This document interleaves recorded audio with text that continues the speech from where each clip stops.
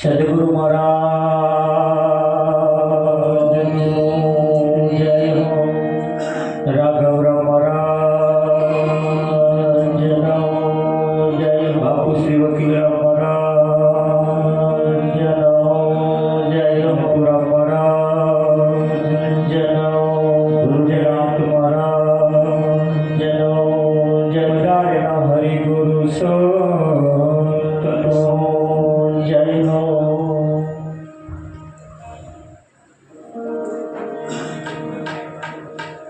तो संत बड़ो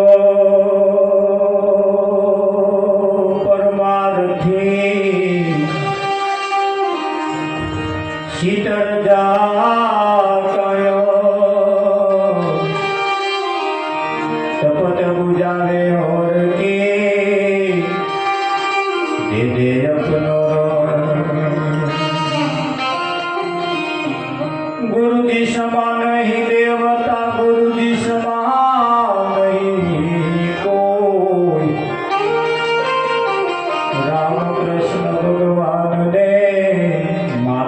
सदगुरु हो. सदगुरु महाराज जय हो. આજનો પાવનકારી પુનિત પ્રસંગ આ કાર્યક્રમનો 5મો દિવસ આજે 5 દિવસથી આપણે સત્સંગ સમાગમનું કથાનું રસપાન કરી રહ્યા છીએ. અનેક વાતો અહીંયા મહાપુરુષો તેમની ગતિમતિ પ્રમાણે રજૂ કરે છે. આપણા જીવનની અંદર કંઈક આનંદનો અનુભવ થાય એના માટે કંઈક મહેનત ચાલી રહી છે. સંતોએ અથાગ પ્રયત્નો કરી એટલી બધી મહેનત કરીને એવું વલણ કરીને આપણી પાસે જે મોખણ કાયમ મૂક્યું છે એ મોખણ કાયમ મૂક્યું છે. હવે બસ એને કેવી રીતે વાપરવું એ બાજી આપણા હાથમાં છે. એટલે એક બાબત અહીંયા એવી છે કે ભાઈ કહે ના ગયા ને આપણે ગુરુ પાસે કેમ ગયા? કોઈ જગ્યાએ ના ગયા ને ગુરુ પાસે કેમ ગયા? આ વાત એવી છે કે ગુરુ વગર આ જીવનું કોઈ કલ્યાણ કરી શકે એવું નથી. ગુરુ વગર આ જીવનું કલ્યાણ કરી શકે એવું કોઈ નથી. એટલે ગુરુ પાસે કેમ જવું પડ્યું? બધું કરતે કરતે ફરતે ફરતે જોતે જોતે જ્યારે થાક્યા અને સત્ય જ્યારે હાથમાં ના આવ્યું ત્યારે ગુરુ પાસે જવું પડ્યું. ત્યારે ગુરુ પાસે જવું પડ્યું અને ગુરુ પાસે જઈ પ્રાર્થના કરીને કહેવું પડ્યું છે કે હે મહારાજ, મારી આ તમામ વિટંબણાઓમાંથી તમે મને બહાર કાઢો. આ જન્મ મરણના ચક્કરમાંથી મને છોડાવો.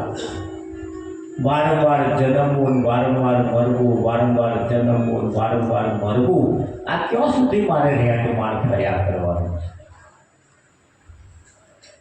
ક્યાં સુધી ભટકવું મારે?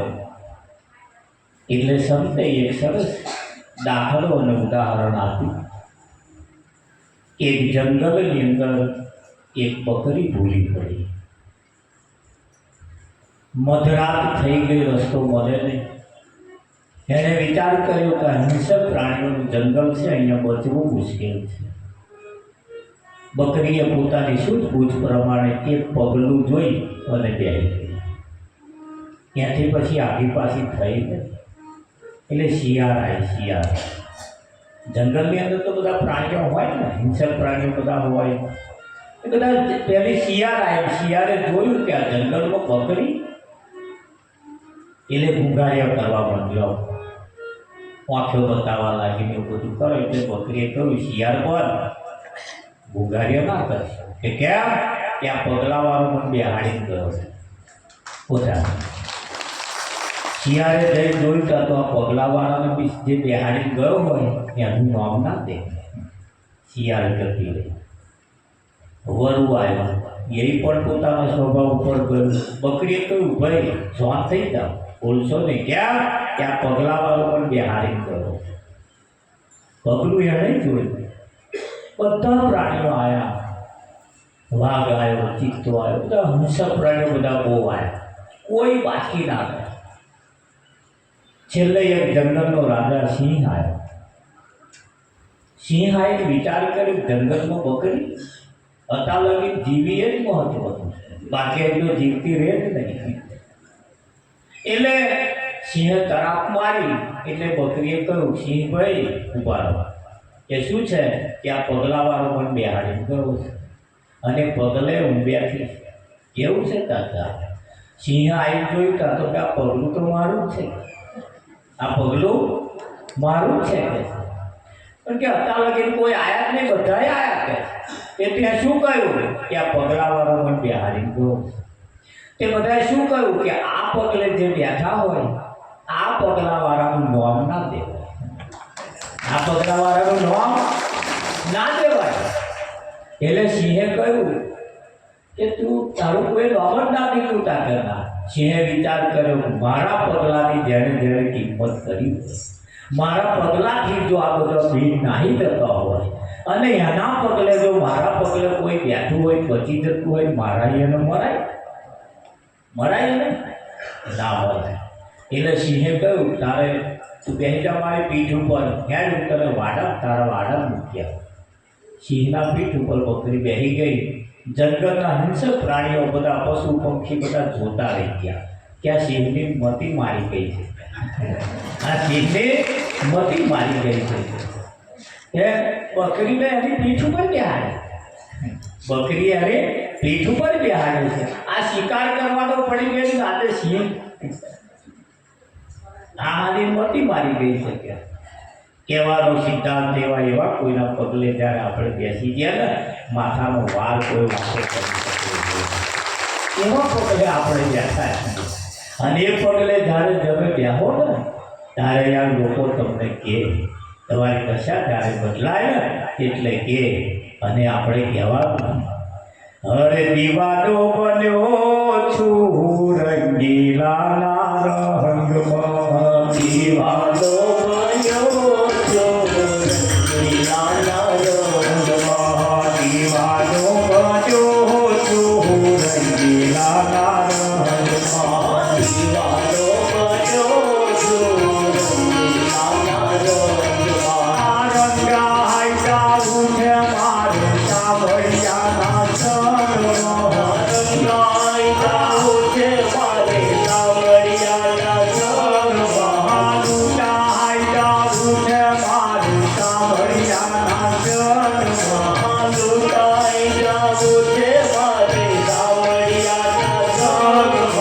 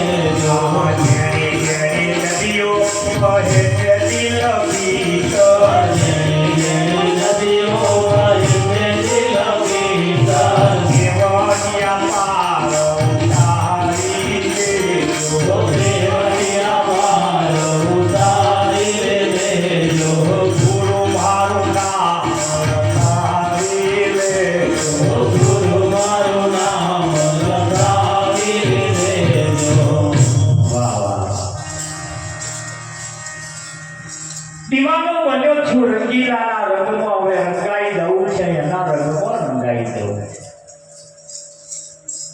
મળવા ગયો ને મારું મન લીધું હેરી, એક મુલાકાતમાં મારું મન હેરી લીધું. લૂંટાઈ જવું છે, હવે લૂંટાઈ જવું છે, હવે લૂંટાઈ જવું છે. ધર્મરાજા જ્યારે આગળ વાત થઈ, ધર્મરાજા જ્યારે જુગાર રમવા બેઠા ત્યારે બધું હારી ગયા, કશું જોડે ના રવા દીધું. તાર તમે વોટ લેવા ગયા તાર કશું જોડે રવા દીધું, રવા દીધું. બધું કાઢી કાઢી કાઢી આપી દેવું પડ્યું. એ મહાભારતનો પ્રસંગ, એ તમારો બુદ્ધનો પ્રસંગ છે. તમારા મહાભારતનો જે પ્રસંગ ધર્મરાજા જે જુગાર રમવા બેઠા ને, એ જ પ્રસંગ તમારા બુદ્ધમાં એને બતાવ્યો. જેવા દ્રૌપદીનો જેવા તીર હરણ કર્યો ને એવા તમારા બુદ્ધમાં જુગાર ગુરુ મહારાજે આ ચૂકથી બતાવી. હા, અને એ બુદ્ધનો આખો પ્રસંગ, એ આખો બુદ્ધનો પ્રસંગ, અને એ આખા મહાભારતની અંદર જે પ્રસંગ બતાવ્યો છે એ આધ્યાત્મિક પ્રસંગ. હા, કેદારે ધર્મની અંદર નિપુણ રહેવાવાળા ભીષ્મ પિતામહ જેવા જેની જો હાજરી હોય તો એક નારીની ઇજ્જત અને આપણું લૂંટાય એવું આપણા મનમાં આવે. પણ એ આખો આધ્યાત્મિક પ્રસંગ, અને એ જ તમારા બુદ્ધમાં એનું વર્ણન બતાવેલું છે. જો એની ગેર પડી જાય, એની સમજણ પડી જાય તો એની સમજાઈ જાય. એ ધર્મરાજા જેવું પોતાનું લૂંટાઈ જવા બેઠા હતા, એમ આપણે સોના હાથું લૂંટાવા બેઠા. આપણે લૂંટાઈ દીધું ને, મહારાજે જે કહ્યું આવું પડ્યું, અને આપણે જે જાણતા હતા એ બધું તો જૂઠું પડ્યું. મહારાજે કહ્યું કે બધું બતાવ્યું આપણે, બોલો શું છે શું છે, એનો જેટલો આપણા રાવણ હતો ને બધા મેળ દેવો પડે, બધા ખોટો પડે. હટાવાડીને એવું હતું, મેં જાણતી મેં જાણતી મેં જાણતી, તો આગળ કશું દાવ આપણો ચાલ્યો. અને આ વાતને જ્યારે સમજણમાં જ્યારે આવી જાય ને ત્યારે એની હેડવાની છટા પણ બદલાઈ જાય. આ જગતના લોકો તારે એને વાટી ગયા. શું કહેવાય? લોકો તો કહે કોનું છસકી ગયું, કોનું છસકી ગયું. સરે કહી દેવાનું, બાબુ હાથ કરી નથી મારું છસક્યું, હવે ઠેકોણે થયું છે. અત્યારે લગી તો મારું છસકેલું હતું, હવે મારું ઠેકોણે આવ્યું, હવે ઠેકોણું મળ્યું. આજ લગી તો આ ભટકી દાડા કાઢ્યા. તમે આ ગંગાના ઘાટે જાઓ ને એટલે બધા અનેક પ્રકારના ઘાટ આવે છે. ગંગા નદીના કિનારે એટલે અનેક પ્રકારના ઘાટ આવે છે. એ ઘાટે જઈ તમારે નાહવાનું, એ ઘાટે જઈ તમારે નાહવાનું. એ જેવા ઘાટ છે ને એવો સદગુરુનો આજે ઘાટ છે. શું છે? આ ઘાટે આવી અને હવે નાહવાનું. આ એક બહુ મોટો ઘાટ છે, ખરું કે નહીં? હા, અઘાટે જે હતું એ આજે ઘાટે આવ્યું. અને આપણે કહીએ છીએ ને ઘણી વખત, હા મૂછોવાળા કેમ ઘણી વખત, આ વખત મારા ઘાટમાં આવ્યો એટલે તારી વાત, આ વખત મારા ઘાટમાં આવ્યો એટલે તારી વાત. આજે ગુરુ ઘાટે આવ્યા. કઈ આવ્યા છે?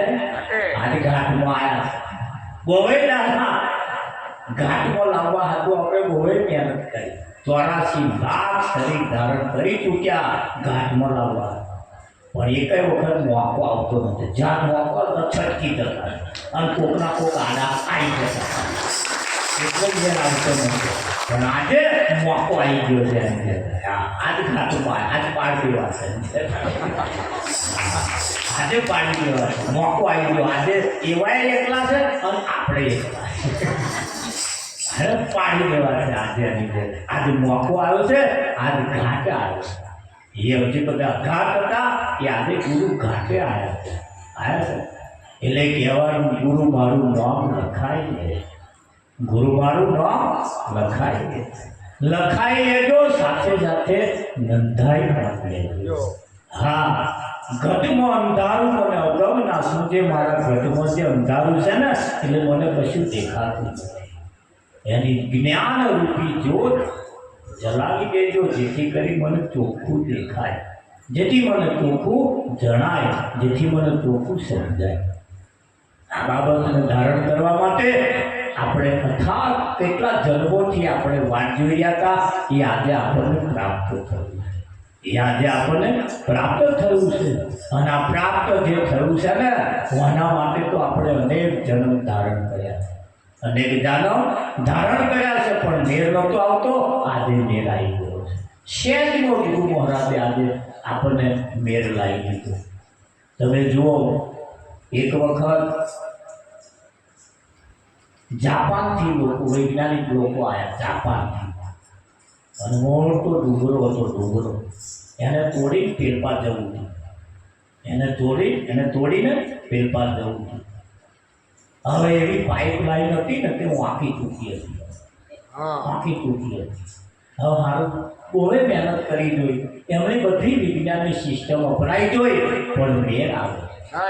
4 દિવસનો વણો વીતી ગયો, પણ આ બાજુ પેલી પાસે જઈ શકાય નહીં. એટલી બધી ટેકનોલોજી અમને વાપરી, પણ જઈ શક્યા નહીં. શ્યામાળામાં રહેતા ગોમડિયાના કાકાએ હેરીને જતા હતા, કહ્યું કે આ 4 દાડે શું મહેનત કરો છો? કે કાકા તમારું કામ નહીં. કે કેમ? પણ છે શું? એ તો કહો કે કશું નહીં, તમે જાઓ, અમે વિજ્ઞાનીઓ છીએ, અમે ભણેલા છે, અમારો મેર નહીં આવતો, તમારો મેર આવવાનો જોડે. કાકાએ કહ્યું પણ છે શું? કે આ દોયડું આપાહી પેલપા લઈ જવું. આ દોયડું આપાહી પેલપા લઈ જવું, જતું નહીં, કંઈક ને કંઈક પડી જાય. ઓહો, એટલી જ વાત છે. પેલા વિજ્ઞાનીઓ વિચાર કરે કે હો એટલી જ વાત છે કે એવું બોલે. તમે બધા મહેનત કરો, ના ઘેર ખાય, હું ચા પી ઘેર જઈને ચા પી આવું છું. કાકા ઘેર ગયા અને એમની ધર્મપત્નીને કહ્યું, ફર્સ્ટ ક્લાસ આપણે આખા દૂધની ચા બનાવી, અને મારું મગજ કંઈક ફ્રેશ થઈ જાય. અને જ્યારે તમે ખબર છે ને, આપણે આપણા ઘરવાળાના હાથની ચા પીએ ને, એટલે વિચારો ફર્સ્ટ પડી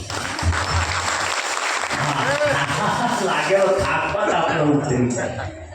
એમના હાથની જાય, અને એ તો જ્યારે જ્યારે પીતીએ છીએ અને ખબર પડે. થાક ઉતાર્યો.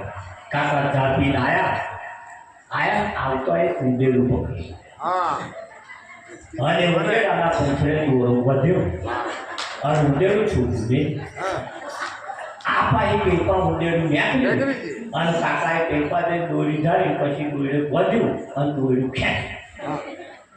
વિજ્ઞાનીઓ વિચાર કરતા રહે છે, મારું ગામડાના અભણ કાકા, અમારી આટલી મોટી ટેકનોલોજી હોવા છતાં અમે 4 દાડા મહેનત કરીએ નહીં મેળવતો, અને એક શેજ વાળો બોલો દોયડું આપાની પેપા નાખી દીધું. વૈજ્ઞાનિકો વિચાર કરતા રહી ગયા. આ જગતનું તમામ ટેકનોલોજી જો ના ચાલે ને, તો સદગુરુની ટેકનોલોજી ચાલે. આ દુનિયાની તમામ ટેકનોલોજી ફેલ થાય. શું થાય? ફેલ થાય. દુનિયાના લોકો પરમાત્માની પ્રાપ્તિ માટે અથાગ પ્રયત્નો કરે છે, અથાગ મહેનત કરે છે. એમના મનમાં એમ કે કદાચ વેચાતો મળી જાય, કદાચ જપ કરવાથી મળી જાય, તીરથ કરવાથી મળી જાય, દાન કરવાથી મળી જાય, અથાગ પ્રયત્નો કરી જોયા, બધી બહુ ટેકનોલોજી વાપરી જોઈ, પણ સત્ય આત્મા ના સાહેબ.